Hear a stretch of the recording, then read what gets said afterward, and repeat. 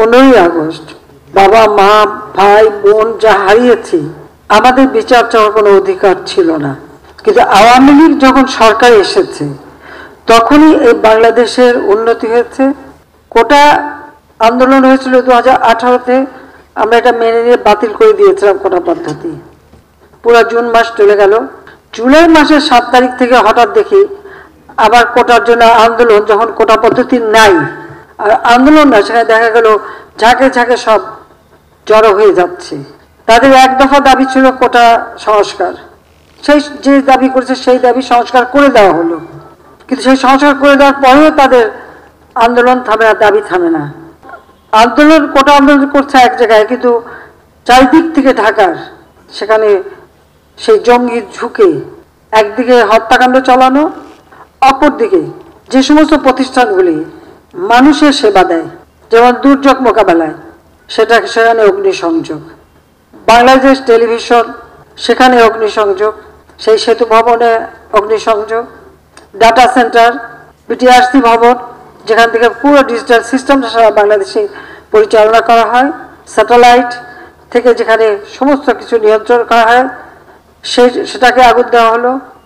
তার সাথে আসলো মেট্রো রেল, অত্যন্ত আধুনিক মেট্রো রেল, দুইটা স্টেশন পুড়িয়ে দিল। এক্সপ্রেসওয়ে 2010 থেকে প্ল্যান করে সেটা টোল প্লাজা ভেঙে নষ্ট করে দেওয়া হলো যাতে চলতে না পারে। আগুনে পোড়া হানি ফ্লাইওভার, সেটাও টোল প্লাজা পোড়ানো, সেটারও ধ্বংস। অর্থাৎ আপনারা একটা জিনিস লক্ষ্য করেন যে ঠিক মানুষের সেবা দেওয়ার জন্য যে কাজগুলি, সেই জায়গাগুলিতেই কিন্তু আঘাতটা হানা হয়েছে। সিটি কর্পোরেশনের ময়লা ফেলার যে গাড়িগুলি, সেগুলি পুড়িয়ে দেওয়া হলো। আজকে কত মানুষের জীবন গেছে।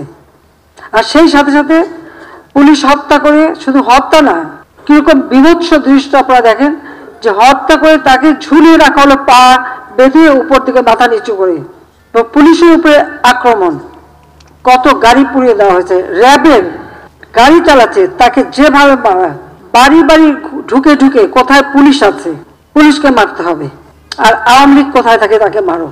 মসজিদে ঢুকে মসজিদের মাইক ব্যবহার করে মিথ্যা অপবাদ দিয়ে মানুষ ডেকে নিয়ে এসে তারপরে এই নারকীয় কাণ্ড চালানো হয়েছে। এবং এ পর্যন্ত অনেকগুলি মৃত্যুর খবর আপনারা পেয়েছেন। বাংলাদেশে আসার পর থেকে আর 75-এর পর থেকে তো আমরা শুধু লাশের মিছিলই পাচ্ছি, দেখছি। এবারেও প্রায় 200-র উপর মানুষ মারা গেল। দোতলা বাড়ির মধ্যে জানলার কাছে ছেলেটা, তার গুলি লেগেছে, বলে হেলিকপ্টার থেকে গুলি লেগেছে। আপনারা বলেন হেলিকপ্টারের গুলি ঘরের মধ্যে ঢুকবে কিভাবে?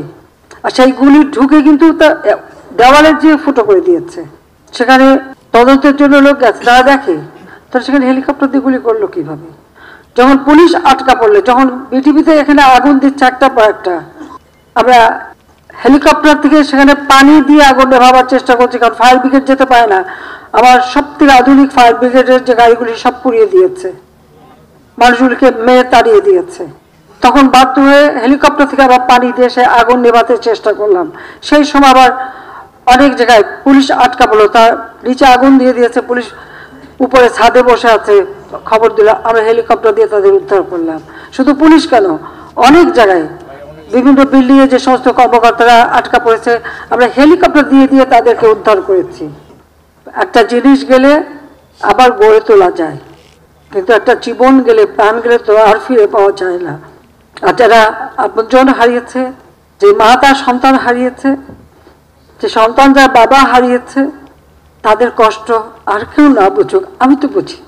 কারণ আজকে এই আগস্ট মাস, আমি তো সেই বাবা মা ভাই সব হারিয়ে সেই ব্যথা বেদনার কষ্ট নিয়ে এই বাংলাদেশে ফিরে এসেছিলাম। নিজে ছোট ছোট বাচ্চাদের মাতৃস্নেহ বঞ্চিত করে কেন? বাংলাদেশের মানুষের জন্য, যে এই দেশের মানুষের সুন্দর জীবন পাবে, উন্নত জীবন পাবে।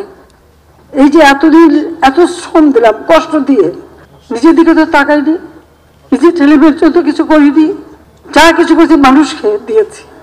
প্রতিটি মিনিট, প্রতিটি সময় দিন রাত পরিশ্রম করেছি, কারণ তিনি আমাদের রক্ত দিয়ে গেছে, তিনি কিছু নিয়ে যাননি, কিছু নিয়ে যাননি।